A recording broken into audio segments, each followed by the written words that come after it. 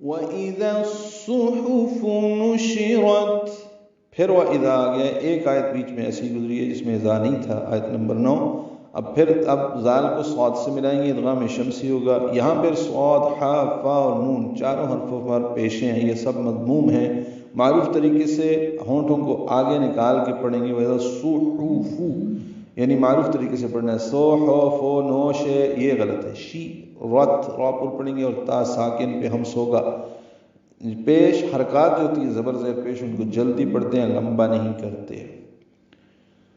اور جب اعمال نامے کھولے جائیں گے، وَإِذَا السَّمَاءُ كُشِطَتْ، پھر آیا وَإِذَا۔ اب ذال کو نرمی سے پڑھتے ہوئے سین سے ملانا ہے، ادغام شمسی ہے، سین کی وجہ سے ما الف مد ہے، اس کے بعد حمزہ آنے کی وجہ سے مد متصل یا مد واجب۔ ہم اس کو 4 حرکات سے زیادہ لمبا کرتے ہیں، 5 حرکات یا 6 حرکات۔ کشطت میں کاف اور شین کو معروف طریقے سے جلدی پڑھیں گے، کوشی، کوشے نہیں پڑھنا۔ طت میں توپر ہے اور تا باریک ہے، اب تا ساکن ہے، اس پہ ہمس بھی ہوگا۔ اور جب آسمان کی کھال ادھیڑ دی جائے گی، یعنی آسمان کا پردہ ہٹا دیا جائے گا۔